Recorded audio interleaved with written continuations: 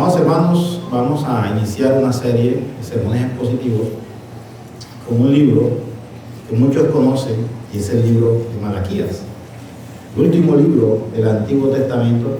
Y cuando me refiero a que muchos lo conocen, quizás por el contexto en que la mayoría de nosotros venimos, es uno de los libros que más se ha predicado, pero mal predicado, porque se ha utilizado muchas veces para lo que no se debe utilizar, y es sacar dinero. Disculpen la expresión, pero tenía que decirlo.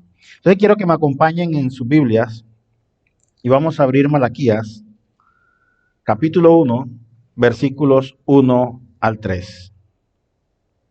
Malaquías es el último libro del Antiguo Testamento, capítulo 1, versículos 1 al 3. Leo para ustedes: profecía de la palabra de Jehová contra Israel, por medio de Malaquías. Yo os he amado, dice Jehová, y dijiste: ¿en qué nos amaste? ¿No era Esaú hermano de Jacob? Dice Jehová: y amé a Jacob, y a Esaú aborrecí, y convertí sus montes en desolación, y abandoné su heredad para los chacales del desierto. Pues bien, es interesante cómo inicia el libro de Malaquías, pero antes de pasar a estudiar el libro, quiero hacer un contexto histórico del libro para poder entender el lenguaje profético que Malaquías utiliza para referirse al Señor y cómo es la relación que el Señor tiene con el profeta y con la nación de Israel. Pues Malaquías es quien cierra el telón del Antiguo Testamento y tiene, disculpen la expresión, la última palabra, porque recordemos que es el último libro del Antiguo Testamento y él es el último de una larga sucesión de profetas que predijeron la venida del Mesías. Y aunque tengamos que retroceder muchos años, 1000 años antes de la llegada de nuestro Señor, podemos ver que a través de los siglos el Señor se comunicó de manera insistente o comunicó insistentemente la futura venida del Mesías. Y la última de estas veces se sirvió como un canal de comunicación de Dios hacia los hombres, fue precisamente en la voz del profeta Malaquías. En el libro de Malaquías, en el capítulo 3, vamos a ver cómo inicia el capítulo 3, el Señor dando una señal de quién venía el mensajero a llevar precisamente ese mensaje de nuestro Redentor. Y las profecías de este libro, o el mensaje de este profeta, es un llamado a los apóstatas. Es un diálogo divino en la profecía de Malaquías que está diseñado para romper la barrera de la incredulidad, del desengaño, el desaliento que existía en la nación de Israel. Y el Señor muestra su constante amor a pesar de ese letargo, adormecimiento espiritual que existía en Israel. Y la profecía de Malaquías tenía que comunicar de parte de Dios ese mensaje tan insistente que el Señor había enviado a los sacerdotes, porque teníamos que entender la decadencia espiritual que estaba sucediendo en ese instante histórico con la nación de Israel. La falta de bendiciones había sido proporcionada o provocada por la despreocupación que la nación tenía precisamente en contra del Señor, y porque se habían apartado de obedecer las palabras que el Señor insistentemente había colocado en el corazón de la nación. Y en definitiva podemos decir que este último libro del Antiguo Testamento va a concluir, como lo vemos en el capítulo 3, versículo 1, yo envío a mi mensajero, el cual preparará camino delante de mí, haciendo alusión a aquella promesa que el Señor había entregado también a la nación del Mesías. Y después de Malaquías vinieron 400 largos años de silencio profético, durante los cuales el Señor no volvió a hacer una revelación alguna hacia los hombres.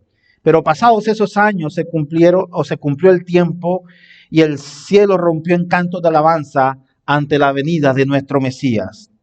Y aunque no sabemos mucho acerca de Malaquías, a través de su libro podemos conocer a una persona muy interesante y con un fino sentido del humor. El libro no nos da mayor información acerca del autor. No podemos describirlo como otros libros proféticos, por ejemplo, cuando hablamos de otros profetas, se nos dice hijo de, y se nos da una descripción acerca de su contexto, pero Malaquías no nos deja entrever o nos da muchos datos acerca del autor. Pero lo importante aquí no es el autor ni el mensajero, sino el mensaje. Pues bien, Malaquías fue dirigido a la nación de Israel unos 100 años después del retorno del pueblo del cautiverio y de la esclavitud por la cual habían sido llevados a Babilonia. Y al principio, las personas se encontraban entusiasmadas con la idea de reedificar el templo en Jerusalén y así como restaurar el antiguo sistema de culto. Pero su celo y su interés inicial pronto comenzaron a decaer y comenzaron a cuestionarse una vez más la providencia de Dios mientras su fe se degeneraba grande y rápidamente en un cinismo incomparable. Comenzaron con el entusiasmo, como quizás a muchos nos sucede en la carrera del cristianismo. Comenzamos entusiasmados y comenzamos haciendo todas las cosas para el Señor, pero hay un momento en que entramos en un letargo y comenzamos a decaer. Y eso sucede cuando realmente no conocemos al Señor. Y era lo que precisamente estaba sucediendo a la nación de Israel. Había un celo por construir el templo, pero una vez construido el templo, comenzaron a olvidarse cuál era la finalidad de construir el templo. Entonces, entendemos que al igual que todos los profetas, Malaquías fue un mensajero de Dios. Su nombre significa precisamente eso, mi mensajero. La versión de la Biblia de la Septuaginta, que es la traducción más antigua y más popular que existe del Antiguo Testamento al griego, traduce su nombre como mensajero o un ángel. Y como lo hemos visto en diferentes ocasiones cuando estudiamos la Biblia, los ángeles son mensajeros del Señor. Y aunque no sabemos mucho, como les decía anteriormente, acerca de la persona de Malaquías, esto no va a detenernos para entender el mensaje que Dios quería enviar a través de él. Y tenemos que entender entonces que este mensaje va dirigido a toda la nación de Israel y también está dirigida hacia nosotros aún en nuestros días. Así que Malaquías podría ser un nombre propio o el nombre del profeta o simplemente significar un mensajero. Pero en realidad, entendamos algo, amados hermanos. Entendamos que indistintamente de quién haya sido Malaquías, lo importante es el mensaje que él había traído para la nación. Entonces podemos entender que muchas veces la Biblia utiliza o representa a Cristo de diferentes perspectivas. Por ejemplo, Mateo lo presenta como el rey. Y si él era el rey, entonces tenía que forzosamente pertenecer al linaje del antiguo rey. Por eso Mateo comienza con las genealogías. Y así como comienza el Evangelio de Mateo, el libro de las generaciones de Jesucristo, hijo de David. Y así lo hace porque esa declaración era importante, que él fuera identificado como el descendiente de David. En cambio, cuando leemos el Evangelio de Marcos, este lo presenta como el siervo de Dios. Por lo cual el evangelista no se preocupa en cuanto a su genealogía, sino que se preocupa más de mostrarlo como ese mensajero, como ese siervo que viene a hacer su trabajo. Y Marcos tenía la certeza de que el Señor Jesucristo hizo bien su trabajo y que fue el perfecto siervo. Y es así como de la misma forma aquí en Malaquías, su nombre se utiliza de ese mismo modo como el mensajero. Ahora, en cuanto a la fecha, la tradición supone que fue escrito unos 1000 años después de Moisés, el primer profeta y escritor bíblico, es decir, en torno al año 450 antes de Cristo. Malaquías fue un profeta de la época de Nehemías, como Ageo y Zacarías fueron los profetas de Esdras, Zorobabel y Josué. Así es que Malaquías profetizó durante el tiempo del liderazgo de Nehemías o casi inmediatamente después. Ahora bien, tenemos que entender algo, amados hermanos. Estoy apenas en la introducción del contexto histórico para poder centrarnos y entrar de lleno a lo que es el libro. Como habíamos mencionado anteriormente, Malaquías fue un mensajero y que lo importante de él no es él, sino el mensaje. Y deseo añadir algo antes de entrar de lleno en este libro. El mismo profeta utiliza esta expresión de mensajero en 3 ocasiones a lo largo de este libro, haciendo 3 referencias muy significativas a otros mensajes. Por ejemplo, en el segundo capítulo, en el versículo 7, Malaquías se refiere a Leví, a la tribu de Leví como los mensajeros del Señor. Y estas palabras nos sugieren que cada mensajero, cada testigo o cada maestro actúa según lo que el Señor ha añadido a cada uno de ellos. Lo entendemos también cuando leemos Apocalipsis, cuando el Señor habla y dice al ángel de la iglesia o a los ángeles de la iglesia. Y creemos que el ángel o mensajero de cada iglesia no era meramente una figura divina, sino un mensajero humano, el pastor, el encargado de la iglesia. La segunda ocasión en la que el profeta utiliza la expresión mensajero fue cuando anunció la venida de Juan el Bautista. Mi mensajero en el capítulo 3, versículo 1. He aquí yo envío mi mensajero, el cual preparará el camino delante de mí, y vendrá súbitamente a su templo el Señor a quien vosotros buscáis y el ángel del pacto. Y hay un tercer mensajero, y es una referencia directa a nuestro Señor Jesucristo como el mensajero del pacto. Pues bien, Malaquías hace entonces uso de un maravilloso sentido del humor. Su método de enseñanza o de transmisión era un método de preguntas y respuestas. Todo el libro de Malaquías vamos a encontrar ese sistema que Malaquías utiliza para enviar el mensaje. Preguntas y respuestas. Preguntas y respuestas. Y lo primero que él hacía era citar una declaración, una pregunta que el Señor le realizaba a la nación y posteriormente él emitía la respuesta de manera breve y sarcástica. Allí es cuando me refiero al sentido del humor que Malaquías utiliza. Quizás más de un oyente de su época habría tildado a Malaquías de arrogante, presuntuoso e incluso de insultante por la forma en que Malaquías se estaba dirigiendo a la nación. Y ya tendremos oportunidad de verlo en el desarrollo de los demás sermones, en todo este texto, ese sentido del humor, porque Malaquías tenía buenas respuestas de parte del Señor. Y eran respuestas que el mismo Señor se las estaba entregando. Fuera de toda duda, también podríamos decir entonces que es necesario entender el contexto por el cual este libro fue escrito. Ahora bien, vayamos a nuestro primer versículo. Profecía de la palabra de Jehová contra Israel por medio de Malaquías. Amados, en los primeros 2 capítulos del libro, Malaquías comunicó el mensaje de Dios en el que se comunicaba el pecado que imperaba en toda la nación de Israel. Y como podemos observar, la primera palabra de todo el libro es precisamente profecía. Algunas versiones bíblicas traducen como la carga, aludiendo hacia una sentencia agobiante que el profeta tuvo que pronunciar. Entendamos algo entonces.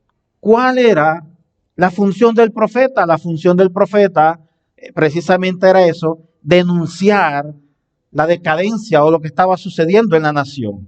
Y cuando Malaquías utiliza la expresión profecía de la palabra de Jehová contra Israel por medio de Malaquías, está haciendo una sentencia de lo que Dios está enviando el mensaje a la nación. Ahora, si preguntamos a cualquier persona hoy en día, ¿qué entiende usted por profecía? Seguramente nos darán todos la misma respuesta. La profecía es predecir el futuro. La profecía es lo que ha de venir. Y de hecho, esto ocurría entre los profetas bíblicos. Sin embargo, tenemos que entender que el verdadero significado de la palabra profecía no es a la que comúnmente estamos acostumbrados y es la revelación de lo que vendrá en el futuro, porque sabemos que Dios conoce el futuro y puede revelarlo cuando Él quiera. Pero entender eso como el significado y esencia de lo que es profético es más bien un concepto pagano de la profecía, como la practicaban los oráculos griegos. Por ejemplo, los profetas griegos, o quizás uno más contemporáneo, Nostradamus, el horóscopo y muchas cosas, tienden a utilizar la palabra profecía como la revelación de lo que vendrá en el futuro. Y generalmente esto deriva en una adivinación que la misma palabra o la misma Biblia condena y no es una verdadera profecía. Pero para entender bien la profecía debemos comenzar con el testimonio bíblico. Y Malaquías utiliza precisamente estas palabras. Profecía de la palabra de Jehová contra Israel por medio de Malaquías. Entendamos algo. Génesis capítulo 20, versículo 7 nos habla acerca de el primer profeta. Abraham es la primera persona que la Biblia llama profeta. Y no por predecir el futuro, cosa que Abraham jamás hizo, sino porque podía interceder por Abimelech. Ahora bien, el fundador del profetismo, podríamos decirlo, y un prototipo para todos los profetas que vinieron después hasta nuestros días, podríamos decirlo, fue Moisés.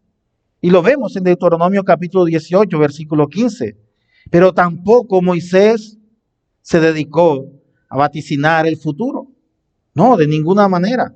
Moisés fue profeta porque trajo al pueblo la palabra de Dios.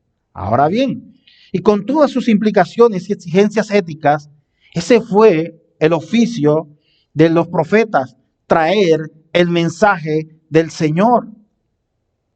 Y aún el texto donde Moisés se llama profeta y que siglos después se entendía como una profecía predictiva del Mesías, en su contexto original, es una amonestación contra la abominación y la adivinación. Y precisamente entonces, tenemos que entender, amados hermanos, que los grandes profetas hebreos tampoco fueron profetas que vaticinaban sucesos futuros, sino fueron grandes porque exigían al pueblo una obediencia radical a la voluntad de Dios. De allí radica entonces el verdadero término de la profecía. Su función estaba en denunciar el pecado, denunciar la injusticia y llamar al arrepentimiento y anunciar la voluntad de Dios. Y Malaquías fue escogido por el Señor como profeta para anunciar precisamente la voluntad de Dios y denunciar lo que estaba aconteciendo en la nación de Israel en ese entonces. Ahora bien, ¿por qué utiliza Malaquías una expresión tan severa como la que acabamos de leer? Profecía de la palabra del Señor contra Israel. ¿Sabes por qué? Porque el profeta va a lidiar con los mismos problemas y con las mismas dificultades con que trató el líder hebreo Nehemías, como por ejemplo los numerosos pecados sacerdotales, el casamiento de judíos con esposas extranjeras y paganas, y acompañado en ocasiones con el divorcio de sus propias mujeres israelitas. Pero el Señor, amado hermano, va a hablar de manera muy clara y directa sobre cada uno de estos pecados. Y otro de los pecados comunes eran que las personas estaban demostrando la negligencia en cuanto al cuidado del templo y a las personas que estaban dedicadas al templo, a sus sacerdotes. Por eso más adelante en el capítulo 13 el Señor hace una reclamación acerca del diezmo y las ofrendas. Y aquí tendremos también nuevamente una represión dura y severa de parte de Dios. Y aquí quiero detenerme por un momento, y es donde les decía al inicio que quizás hemos utilizado mal este libro porque lo hemos utilizado para quitarle dinero a las personas. Y el contexto es totalmente diferente, y cuando lleguemos al capítulo 3 veremos entonces lo que el Señor estará hablando.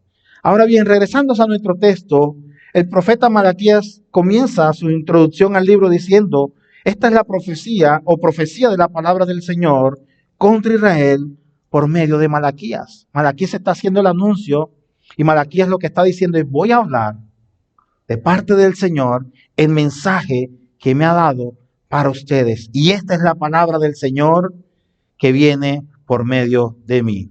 Esto nos lleva a nuestro segundo versículo y dice: yo os he amado, dice el Señor. Y dijiste: ¿en qué nos amaste? ¿No era Esaú hermano de Jacob, dice el Señor? Y amé a Jacob y a Esaú aborrecí, y convertí sus montes en desolación y abandoné su heredad para los chacales del desierto. Entonces entendamos el sentido que Malaquías utiliza de la expresión que les decía. Preguntas y respuestas. El Señor dice: yo les he amado. Y automáticamente la nación de Israel pregunta: ¿en qué nos amaste? ¿No era Esaú hermano de Jacob? Y amaste a Jacob, pero a Esaú aborreciste. Entonces, ¿cómo dices que nos amas? Y tras estas áridas palabras que encontramos en el versículo 2, encontramos una forma realmente dulce y maravillosa del amor de Dios. Porque el amor de Dios se manifiesta de diferentes maneras, y el Señor lo está ahora demostrando a la nación de Israel diciéndole: A Esaú aborrecí, pero amé a Jacob. Y recordemos que estas palabras estaban siendo dirigidas ¿a quién? A la nación de Israel, al pueblo, a la nación escogida por Dios. ¿Puede usted imaginarse por un momento que estas personas tuvieron la audacia de hablarle a Dios de esa manera? Creo que ninguno de los que estamos acá reunidos en esta mañana seríamos capaces de cuestionar a Dios o de preguntarle a Dios por qué nos amas o por qué nos aborreces o por qué no nos bendices. Y era tanta la decadencia de la nación de Israel que aún habían caído en ese sistema de cuestionar lo que Dios estaba haciendo con ellos. Y aún tenían esa arrogancia de decirle, ¿en qué nos amaste? Dices que me amas, pero ¿en qué nos amaste? Mira la situación en la que nos encontramos. Estoy parafraseando. Mira cómo nos encontramos espiritualmente hablando. Las cosechas están totalmente destruidas porque la plaga la ha acabado. Y aún dices que tú nos amas. ¿En qué nos amaste? Y quizás hoy en día hay personas que le hablan a Dios de la misma manera, dentro o fuera de la iglesia. Quizás personas dicen a Dios, Señor, mira lo que me está sucediendo. ¿Cómo puedes decir tú que me amas? Si me has quitado el empleo, si me has quitado la salud, si me has quitado lo que yo más anhelo. A ese nivel de arrogancia quizás muchas personas están llegando hoy en día porque se han olvidado del verdadero amor de Dios. Y si miramos la Biblia, quizás nos resulta interesante notar que en ocasiones podríamos decir que el amor de Dios brilla por su ausencia. Porque notaremos situaciones en las que no veremos el amor de Dios. Pero nada más alejado de la realidad, porque el amor de Dios se ha manifestado, amados hermanos, en que envió a su Hijo Jesús a morir por nosotros en la cruz. ¿Y qué más muestra de amor que esa? ¿Acaso somos nosotros mejores para exigirle a Dios que nos ame? Por ejemplo, si retrocedemos al libro de Deuteronomio, al periodo en que el pueblo hebreo estaba deambulando por el desierto durante 40 años, sería muy fácil hacerle creer a alguna persona que Dios amaba a su pueblo con locura, porque Dios estaba allí sustentándolos en todo. Pero si vamos al capítulo 10 de Deuteronomio, más precisamente al versículo 15, podemos leer lo que el Señor les dijo. Solamente de tus padres agradó el Señor para amarlos. ¿Y los demás? Y quizás la misma pregunta nos hacemos nosotros. ¿Será que Dios verdaderamente nos ama? Y esta es una declaración asombrosa porque anteriormente el Señor jamás había realizado una afirmación como esta. El Señor nunca le dijo a Abraham que lo amaba, aunque realmente lo amaba. Lo que quiero resaltar, amados hermanos, es que Dios no tenía que afirmar a la humanidad su amor por nosotros. Dios no tiene por qué decir que nos ama o tiene que demostrar que nos ama porque Él ya lo hizo. Y nos amó desde antes de la fundación del mundo. Antes de que usted y yo fuéramos formados en el vientre de nuestras madres, el Señor nos ha amado y nos seguirá amando. Y es por ello entonces que de esta manera se demuestra el amor de Dios. Aún sin embargo, la nación de Israel le cuestionaba a Dios, ¿en qué nos amaste? Y quizás nosotros preguntamos lo mismo, Señor, ¿en qué nos amas? Si estamos viviendo lo que vivimos. Pero el Señor muestra su amor para con nosotros, que nos dice, yo os he amado, dice el Señor. Preguntaste, ¿en qué nos amaste? ¿No era Esaú hermano de Jacob? Dice el Señor. Y amé a Jacob y Esaú aborrecí, convertí sus montes en desolación y abandoné su heredad para los chacales del desierto. Y esta es una declaración extraordinaria de Dios hacia la nación de Israel. El pueblo estaba haciéndose preguntas sobre la autenticidad del amor de Dios hacia ellos. Y por eso el Señor les recordaba aquí el origen de su nación. Recordemos entonces el gran privilegio de Israel como pueblo amado de Dios. Se presenta aquí de manera enfática al comparar la nación escogida con la de Edom en respuesta a la afirmación del amor del Señor para con ellos. El pueblo se había limitado a fijarse en su condición de debilidad y en todo lo que había perdido desde el cautiverio. pero se habían olvidado de que el Señor siempre los había amado. Ahora bien, no solo estaban expresando su incredulidad y su duda acerca del amor de Dios, sino que llegaron entonces a rechazar al Señor con violencia. Llegaron a tal punto a mostrar su inconformismo con el Señor. Y a pesar de esto, el Señor aún les recuerda su amor para con ellos y les recordó que conforme al pacto que había hecho, había preferido a Jacob por encima de Esaú, padre de los edomitas, habitantes de Edom. Así, en este libro final del Antiguo Testamento vemos entonces el amor divino, inmerecido y persistente del Señor hacia Israel. Este amor que es reiterado una y otra vez por el Señor. Entonces el Señor toma la ilustración que por su elección escoge a Jacob, padre de todos los judíos, pero por elección divina el Señor desecha a Esaú. Y es interesante notar que el apóstol Pablo, en su epístola de Romanos capítulo 9, versículo 13, utiliza esta afirmación, como está escrito: a Jacob amé y a Esaú aborrecí. Y quiere decir, amados hermanos, que aunque esta nación había fracasado y ninguno de ellos merecía el amor de Dios, aún así el Señor continuaba amando a Jacob y a sus descendientes. Y caso parecido a la realidad, aún nosotros que odiábamos al Señor con todo nuestro corazón, hemos recibido el amor de Dios por su gracia y por su misericordia.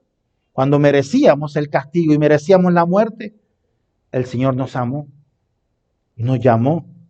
Y hoy estamos disfrutando de su gracia y de su misericordia. Esa gracia inmerecida que teníamos, pero disfrutamos hoy por causa del amor de Dios. Y esta declaración que el profeta Malaquías utiliza no fue hecha sino hasta después de mucho tiempo, cuando estos muchachos, Jacob y Esaú, habían crecido. Ya se habían convertido en padres de dos grandes naciones. Unos aproximadamente 2000 años más tarde del nacimiento de estos hombres, ya había transcurrido una larga historia, pero el Señor recuerda este llamamiento a la nación y le dice: yo les he amado, dice el Señor, porque a Jacob amé y a Esaú aborrecí. Y para algunos, quizás este es un pasaje que presenta una gran dificultad de interpretación, puesto que no se puede comprender por qué Dios aborreció a Esaú. Y honestamente debo decirles que yo también tenía dificultad con este pasaje, pero mi dificultad surgía de otro hecho. No de que el Señor hubiese aborrecido a Esaú, sino que yo no podía comprender por qué Dios amó a Jacob. Entendemos por qué aborreció a Esaú, por todo lo que Esaú era, pero no entendemos cómo el Señor amó a Jacob. No lo entendemos. Y podríamos ver, el Señor rechazó a Esaú por muchas razones. El libro de Génesis no menciona odio alguno hacia Esaú. La profecía de Abdías, más de 1000 años después, indicó que el Señor aborreció la idolatría de los descendientes de Esaú. De la misma forma, el Señor hacia Jacob se refiere a sus descendientes que fueron su pueblo como una elección divina a través de la cual vendría el Redentor del mundo. Pero podemos entender por qué el Señor aborreció a Esaú por todo lo que representaba, por todo lo malo que hacía. Pero nos es difícil entender por qué el Señor amó a Jacob, aún sabiendo que Jacob no amaba al Señor. Jacob era un tramposo. Jacob era una persona que había hecho trampa, había engañado a su hermano por la primogenitura. Después vemos haciendo otro tipo de tretas, pero después lo vemos entonces cuando el Señor le llama, que el Señor le cambia el nombre y le dice: ya no te llamarás Jacob, sino te llamarás Israel. Entonces eso debe calar en nuestras mentes y entender que el Señor llama al pecador al arrepentimiento. De la misma forma, nosotros no entendemos por qué el Señor nos amó si le odiábamos con todas nuestras fuerzas y con todo nuestro corazón.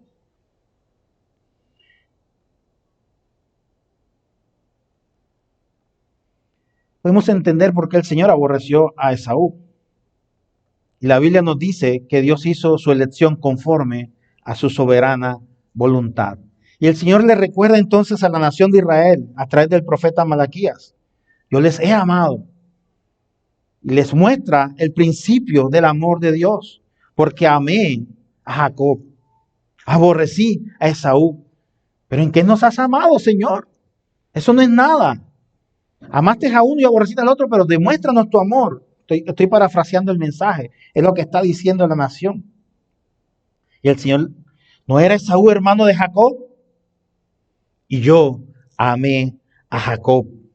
A Esaú aborrecí y convertí entonces sus montes en desolación y abandoné su heredad para los chacales del desierto. Entendamos algo, amados hermanos. Por tanto, entendemos que el amor y la misericordia de Dios no excluye su aborrecimiento hacia lo malo, hacia lo impuro. De hecho, muchos grandes pensadores y muchos grandes poetas se han hecho eco de esta idea. Uno no puede amar sin aborrecer, dicen. Amar y aborrecimiento u odio van siempre de la mano. Quien ama a alguien odia su ausencia o su lejanía. Lenguaje poético. Quien odia a alguien ama lo contrario de esa persona. Amor y odio son eternos compañeros. Ahora bien, entendamos algo. Si Dios ama lo bueno, naturalmente el Señor entonces debe aborrecer lo malo. Tiene que ser naturalmente de esa manera. Por lo tanto, la elección que el Señor hizo en su soberanía no podemos cuestionarla. Pero la nación de Israel estaba cuestionando la elección del Señor. Y esto va a traer como consecuencias un declive espiritual que el Señor comienza después. Cuando desarrollemos y continuemos desarrollando todo el libro, vamos a ver la decadencia en la que había caído la nación de Israel. Incluso los sacerdotes se habían apartado del oficio que el Señor les había ordenado. Y todo por la misma causa o como consecuencia de ese letargo espiritual en que la nación había caído, porque se habían apartado de volver al primer amor. Por eso nos sorprende cuando escuchamos que el amor de Dios excluye su castigo para con los hombres. Pues eso implicaría un Dios malo, sin escrúpulos. Amado hermano, nada más alejado de la realidad. El Señor nos ama, claro que sí, pero Él no puede excluir el castigo de ese amor. O no puede excluir el castigo para con los hombres. Ahora, a raíz de todo esto, surge una frase que comúnmente escuchamos: es que Dios ama al pecador, pero aborrece al pecado. Y muchos dicen, es una frase bíblica. Y yo los invito a que me demuestren a través de la Biblia dónde se encuentra esta frase. Es un dicho que mal se ha utilizado a lo largo de los siglos. Dios ama al pecador, pero aborrece su pecado. Y es el dicho popular que Dios ama al pecador, pero aborrece su pecado. Debemos entonces interpretarlo a la luz de las Escrituras para entender por qué Dios amó a Jacob y aborreció a Esaú. Debemos interpretarlo a la luz de las Escrituras y como base podemos utilizar el Salmo 5, capítulo 4 y versículo 5. Porque Dios no solamente aborrece el pecado, sino que también aborrece a los que practican el pecado. Y precisamente eso es lo que el Señor está enviando el mensaje a la nación de Israel a través del profeta Malaquías. A Jacob amé y aborrecí a Esaú. Aborrecí su pecado, aborrecí todo lo que practicaba en pecado, pero les he demostrado mi amor. Pero a Esaú lo aborrecí y convertí sus montes en desolación y abandoné su heredad para los chacales del desierto.